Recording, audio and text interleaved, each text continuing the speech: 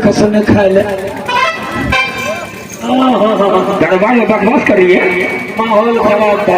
प्रेम से मांगे अगर मैं अपना लगे मालक चूड़ी सफा फेर दिल छोड़ा के कुछ होते नहीं वो आने घर से खींच लो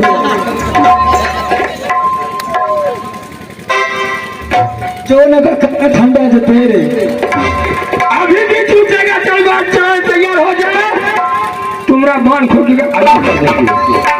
नहीं पिताजी, अगर इंडस्ट्री का अवसर भी छोड़ दीजिएगा तो वो इंडस्ट्री को मंजूर हो गए, लेकिन इंडस्ट्री का भगवान हो अगर तलवार नहीं उठाया कैद घर में तुम्हारा जीवन को हम लेंगे छोड़े छोड़े। आया लागल नहीं हो